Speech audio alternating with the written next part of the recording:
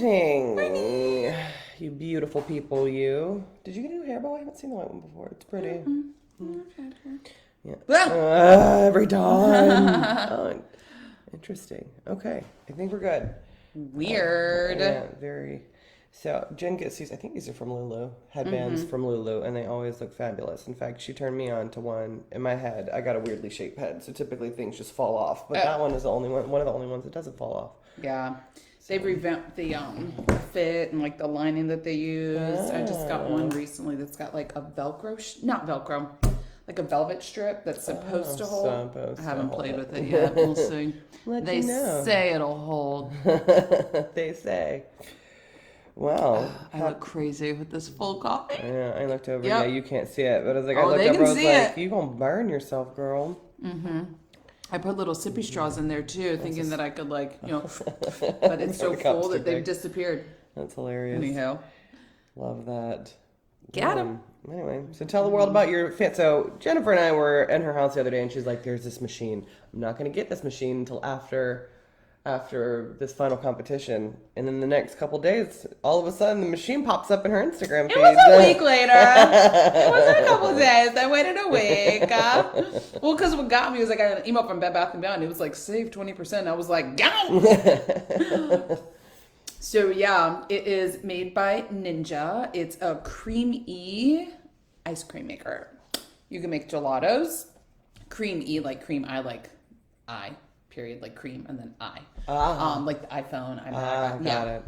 Spin on that. They should call it eye cream. But anyway. Yeah, you can do gelatos, sorbet, ice cream, light ice cream, milkshakes. What's the other one? A bowl. What is it? Some sort of bowl. A bowl. I can't think of the word that they used before it. Basically like how an acai bowl would blend out, so you can do different bowls. Mm-hmm.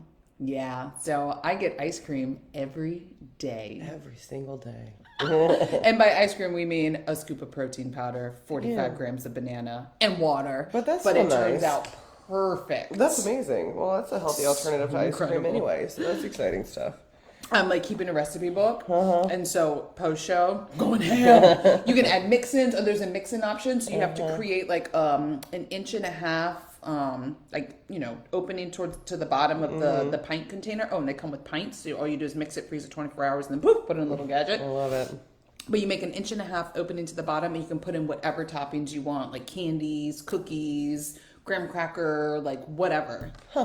Going ham per show. Like, I just want to go over there to get a McFlurry. Can you make a McFlurry? You can make a McFlurry perfect. Yeah. No more having to go to McDonald's and being disappointed that the ice cream machine is down. So good. Yeah. So that's my favorite thing. That's your favorite thing. Mm-hmm. I love that. So why is the importance of Do Not Disturb mode, Jen? Because I've got a fabulous client right now who's very anxious and excited, and she texts me at midnight. Ooh. Midnight. Wow. I've had clients like that before, but mine were a little bit different of a situation because they were in Afghanistan and the time difference. Totally. Yeah. Totally. And I set that boundary. And she's 45 minutes up the road. And she wants to text you. That's awesome. The opening line was, I really hope your phone is on Do Not Disturb. Yep, me too. Thank God it is. My phone shuts down from 9:30 p.m. until 7 a.m. If I'm awake and working and looking at my phone and it warrants a response, like something under contract, absolutely I reply. But if it's non-emergent, there's nothing I can do at 9:30 at night. I'm like, I wonder what it would mean. Like, what is a real estate emergency? This is something that we often think about because it was a conversation that we had in our first brokerage that we were at. It's like, is there such thing as a real estate emergency? That's true.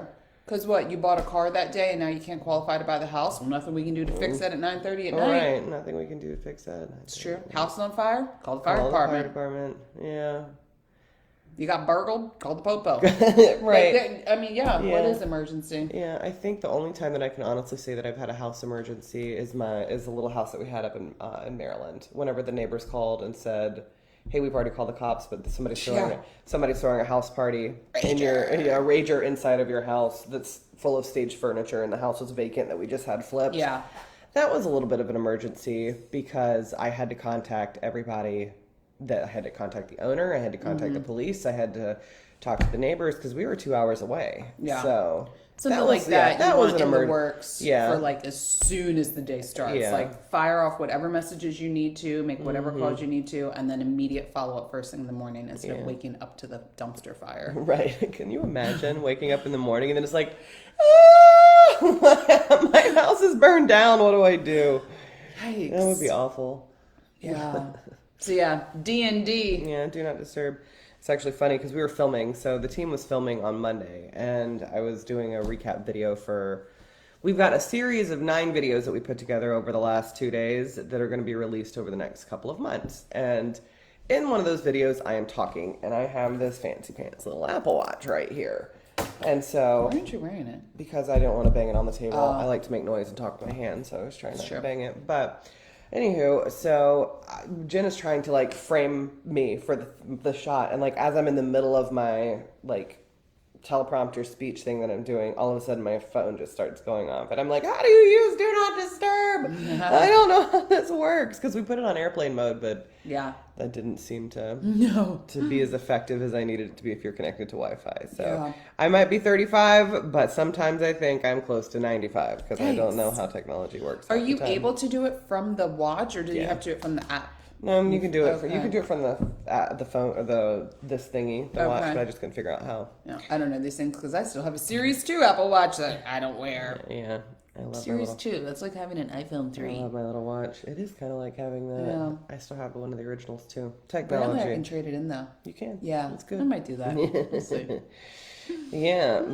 What else you got? Listing. Let's see. Your vacant What listing would you houses. say? Who you work with matters. Oh, yeah. In a commercial. I started. I've got all the things to talk to you guys about today. So things I've learned. Don't think we keep looking to the hole in the There's a ceiling. hole in the ceiling right now. So, yeah, we were sitting in the office the other day, and we look over. I think it was on. Last Wednesday. Was it last Wednesday? Yeah, last Wednesday. We're sitting in the office and we're having a chat conversation about something, and I look over and then Q walks in the office and was like, "Oh my God, there's water all over the floor." And then she looks up and our ceiling tile has started to bubble. Now, mind you, this little unit is, we've only been occupying this thing for less than a year. I guess like right over a year at this point. It was one day. Yeah, October was our release. Yeah, it was one day from the thing being not under warranty anymore. But anyway, so it turns out that my learning moment was, if you have a unit that you buy in shell condition. So we bought this place in shell condition. It already had an HVAC system in the property because it's something that conveyed with the property whenever I purchased it. During construction, the lines and HVAC systems, if it's in the unit while they're doing all of the stuff, it can get clogged. So if you don't, and that's what happened. So if you don't have, we changed out the filter, we did all the things that you're supposed to do, but because it's a commercial HVAC unit and it's in the ceiling, the lines can get clogged due to construction dust. So I bring this to you because the theory is like, if you are also in a home and you have like a dual zone air conditioning, and then you have the stuff that's not easily cleanable because of the access, you might have to call somebody like McRae or any of these other HVAC companies around here and have that cleaned after you do any kind of major renovations in your house. And like that's the stuff that I didn't bother thinking about because I'm like, well, it's it's a unit and you just got to clean the filter. No, it's more than the filter, because it can, the stuff that you're supposed to clean with like bleach once a year or vinegar once a year, same principle. He just had to come out here and it was like $350 for him to actually snake out the line to get all the not too terrible. construction debris out of it. But yeah, Did he show you what came out? yeah, it was gross. It was super gross. Show you what you paid for. Pretty much. Yeah. He showed me all the photos of it because he has to get up there with a scope and a camera and all sorts of stuff. But yeah, HVAC units, who knows? It could have been worse because like if it wouldn't have happened the way that it happened, I mean the entire system could have blown up and that could have been $8,000 to replace. So if you're doing construction, have your HVAC serviced, have it cleaned, so you don't end up with. You should also have your HVAC serviced annually. Anyway, That's true. But That's true. We did definitely that. post construction. Because we've had. Because I think about that, I was like, we've had McRae here so many times, but it's because there's issues with the line. Like we're a center unit in this commercial condo, so the lines have to run all the way out, and there was like the charge for the line. There was holes in the line somewhere between the units, and they had to fix that. So they've been out here to do some kind of servicing, but they didn't actually line clean outs and all that other stuff. Yeah. Anyway, a lot to be considered with being a homeowner. Yeah. Or a commercial condo owner. Yeah. Yeah. Well, one of my other learning moments, it was kind of a reminder. I feel like all these learning moments are always reminders. But visitation of vacant houses. So let's see, staging happened for Embry Mill 1.5 weeks ago. Open house happened 4 days after that. I popped by 3 days after that on my way back from Richmond. And then there were showings Friday. Seller goes by Friday evening, Saturday morning. Seller goes by Saturday morning to pick up, just loose mail. Back door's open. So mind you, in a 10-day window, we had 3 visits to the property.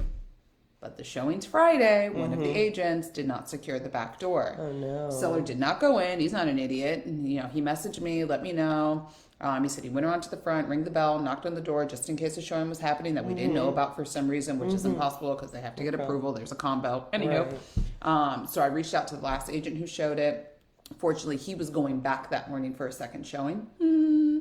And so I didn't tell him that the back door was open. I just asked him to make sure he double checked. I didn't want to scare him that they were burgled and his client's about to buy a house, buy a house that was burgled.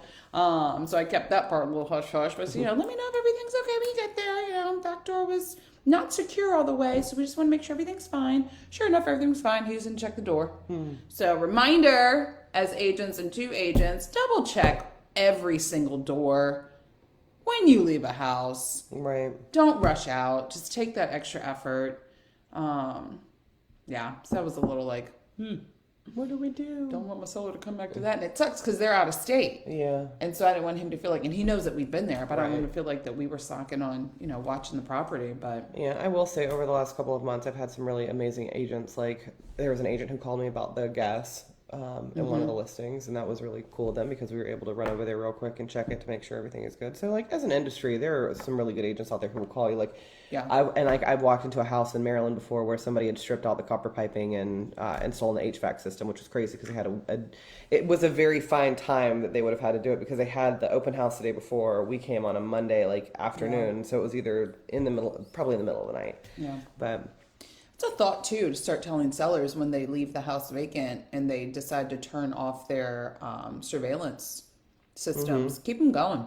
Yeah, for sure. Keep them going. I'm going to start suggesting. I mean, they can do what they want. It's their choice, but I'm going to start making that suggestion. It's a good idea because you never know. I mean, in this day and age, you never know. Yeah. So mine, it was funny. Antoinette. Good morning, Antoinette. Yeah. So my learning moment this week was. It wasn't necessarily, it was a reminder, kind of like what you said, that it's not always the highest offer who wins. So I was a listing agent on this, and I was surprised that, I was kind of surprised that it went like this, but it was it all depends on who your seller is, right? Because it's ultimately their decision at the end of the day. But we had a little house go live that was flipped by one of our contractors, and it is absolutely perfect. Whenever you walk in there, the house is gorgeous. There was a line around the block. Whenever Will got there for the open house this weekend, he literally had over 30 parties through, and we had 6 offers in hand within the first 72 hours, and we were holding them for a full 4 days. Anyway, so out of the 6 offers that came in, what's the price point? 3 we listed at $335. Yeah, something to note. Yeah, and it was over in Lake Ridge, which Lake Ridge is a lovely part of Woodbridge. Anyway, so we had 6 offers in by the time that it was starting to review, and they ranged the gamut. I mean, you had somebody wrote $30,000 over, somebody wrote $20,000 over. They did a variation of waiving your home inspection, not doing home inspections, doing it for operate or option to void only, et cetera, et cetera. And as I'm sitting there looking at all of this, is basically at the end of the day, if you guys aren't waiving if you aren't waiving your appraisal, it doesn't matter how much you offer because us as listing agents, we know exactly how much this house is going to appraise for if you're lucky. Yeah. So if you can get to the if you're lucky number, then everything else above that is completely irrelevant. So I'm sitting here going through all of the stuff, and I'm like, all right, you're using Rocket Mortgage. You're using some fly-by-night company. You're using title partners that don't actually matter. And then looking at the brokerages, and then I look up all the agents and stuff who are actually doing the business. And the person who ended up winning the contract, a really cute story. It's just for his mommy. She had a 20% conventional. She was using a local lender that I personally knew who had a great reputation. They agreed to get to the if you're lucky number. Their brokerage was super reputable. And it was basically just I called, he was also the only one who had their lender call me to tell me about the financing. So it's like, even though they did not have the highest net offer, they still got me to the, like, if you're lucky number. And they even got to keep their home inspection. They were the only people who decided to do a home inspection. But because this is a flipper, like an actual Class A contractor who's doing this house, when I called him, I'm like, hey man, these are the only, I was like, this is the strongest financial offer. Like, it's going through no matter what. Good morning, Kendra. It's going through no matter what. But they want to do a home inspection. His exact words, he's like, I don't care if they want to do a home inspection or not. And he's like, and if anything's wrong, I'll fix it. Yeah. He's like, if the water heater is more than 10 years old, I'll replace it. He's like, no, he's like, none of this is matter. He's like, I completely tore this house apart. Everything is new. The walls are new. The roof is new. Literally the pipes are new. Everything is new. Except for maybe the water heater. It might be 5 or 6 years old. But anyway, heaven forbid. But the moral of the story is it's not always about the net. I mean, like, in this case, it wasn't about the net at all, and it wasn't about the home inspection. It's about the strength of who you work with, the strength of your lender, where you are in the qualification process, how much money that you actually have, because there was only one person at all the offers that we had. There was only one person who had 20% down, and that's the person who took it because their financial qualifications were in a better position than, somebody putting 3%. Exactly. Yeah. It's a big risk. So anyway, the moral of the story is don't think it's always about, and it also depends. Like if the agent who's listing the house is not really a listing agent and they don't understand that their house could fall up, then it might just be so it's a gamble. Every single time that you do this, it's a gamble. Yeah. So when buyers ask like, oh, well, what's it going to take? And I don't know until I talk to that agent, and I'm not having that conversation with an agent until I know this is the house that you want to pursue. Imagine if we're calling every property we go to see to get the backstory. Yeah. It doesn't work that way. It's not a good use of anyone's time. No. It's useless information at that point. It's true. Yeah, and this particular agent, it was funny because I had actually met him in person, like on complete random, like I had met this guy in person 2 weeks prior. So again, whenever you're going to networking events, you never know how this is going to, to shake out for you. Yeah. Kendra says. Yeah. Love that. Yeah. Anyway, so just make sure that whenever you're interviewing for your agents, that you're making sure that your agents ask questions and that they're inquisitive of the other person, because that's going to mean whether or not whether you ultimately can get this house or not, or at least have your best foot forward to get the house. Yeah. Anywho, market updates. Yeah, market update. Well, my buyer clients are gaining confidence right now, which is really exciting. What does that mean, getting confidence? They're not scared of psycho bidding wars. Because again, it's subjective to who I'm working with right now and where they're looking, but we're not seeing that in the areas in the price range that we're in. Yeah, so this goes back to that whole micro pockets thing where it's like it just depends. Like, for instance, it's exactly what my price point area dependent thing is talking about. Yeah. It's that house I was telling you about, the one over in Springwoods, or it's on Springwoods. Beautiful home, 1 million offers, 1 million showings. Like, that was something that everybody had to come up. Yeah. Versus the one in Manassas that I got under contract over the weekend, they're keeping everything. They're keeping all of their inspections. They even got they got it underneath list price, and we had just done a major price reduction on it. So it just depends on your price point, depends on your area, it depends on a whole bunch of stuff. Yeah. Yeah. But that's cool. So I feel like we say the same thing every week whenever it comes to that. It depends on where you are. Yeah. Depends on your price point. Yeah. But depends on the seller's needs, your needs. Yeah. And there's so much. Yeah, it's true. So much. Yeah. But kindness goes a long way, huh?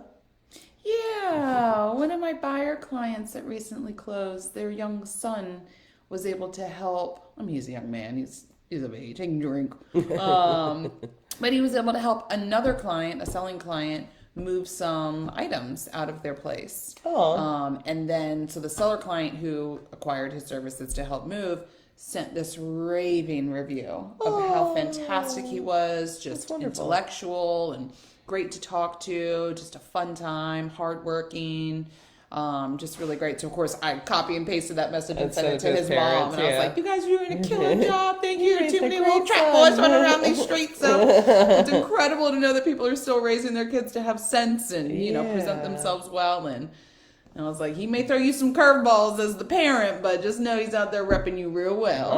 That's amazing. So they were ecstatic. So I love to hear that from people. Yeah, so it was nice. Yeah, and then you've got a I'm slacking on this client stories this week, guys. I was knee deep in marketing stuff. Oh, it is under contract. Lots of emails, communications pursue. Yes, they do. So it's important to check in regularly with clients. Yeah. Updates of time. Yeah. So, got another one under contract. Jen's been killing it over the last month. Trying to. Before I go into like the downside of prep again, I gotta like get as much in while I can before I have to start taking naps at 2:00 every day for 37 minutes. But anyway, that's not a joke. Yeah. So once you go under contract, our transaction coordinator, she sends out this beautiful introduction email that lays out the timeline of everything, your settlement date, any inspections that are happening, any, contingency timelines, all that jazz. But again, the settlement date is there. When you settle on a home, you're supposed to be out on that day, right? Most people are out like the day before, a couple of days before too. Mm-hmm. Yeah, well, this seller hit me up and was like, so settlement is on the 15th of November. Hit me up and was like, can we schedule the movers for the 19th? Sure, we can do that, but do you need me to move settlement then? Oh, we close on the 15th. Yes, sweet woman, you do.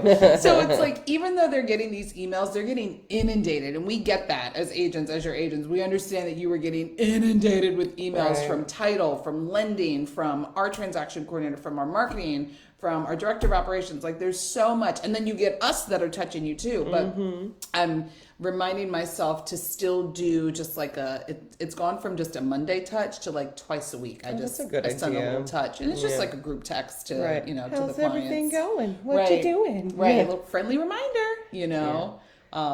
It's like Lisa, one of our lenders. She does, what is it? Her Wednesday touch calls or something like that? Yeah, Wednesday updates. Her Wednesday updates. It's pretty brilliant. And I really think that I should implement something like that too. It's like scheduling your touch bases. Because you like, I'm primarily a listing agent. And as time goes on, like if the house is under contract, there's really nothing to talk about. It's like your inspections are done, the appraisal is done. There's nothing really to talk about. So we've just got to wait until settlement.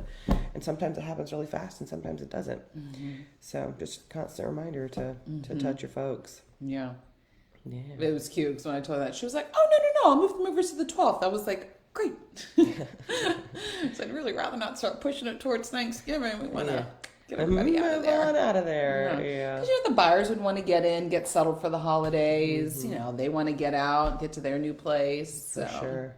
It'll be good. It is getting to the point of the holidays. We were talking about our holiday parties over we're going to the Black Sheep this year. Yes. The East and Ivy Holiday Fest, so we're excited about that. Yeah. And I think I'm going to get that jambalaya this time. Oh. Yeah. Oh, so good. It was so good. Exciting. Yeah. I could do without that bacon though. I wasn't motivated or inspired by it. It's a great Instagram thing for the first the first time or two that you have it. And then after that, it's just like, it's just bacon that you set on fire with a torch. Yeah. Oh, it's good, but yeah. Anywho, guys, I mean, this is really it for our Wednesday little update for y'all. It was wonderful to see you. And we're excited to release the videos for you so you can get to know our team a little bit better. Yeah. Oh, I shoot next Tuesday. Yeah, she does shoot next Tuesday. I'm excited. I've already got my outfit pulled out. It's Eastern Ivy Green. One of the scenes that we did was in yoga, and Jen asked me ahead of time. She's like, "What are you going to wear? We can't match," because we also are like very picky about our colors that we do. And we do have a lot of the same Lulu pieces. Yeah, it's true. So I was like, oh God, we're both going to show up in our hunter green jogger, a line jogger, and a black top. Yeah. So I did have on a black top and hunter green, but I didn't wear it. And I was reversed. Yeah. I did a hunter top. Yeah. And then the black bottom. Anyway.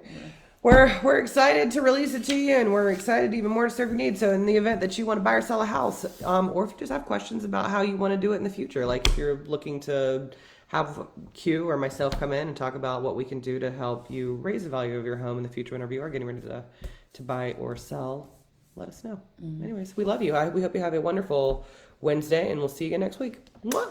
Toodles!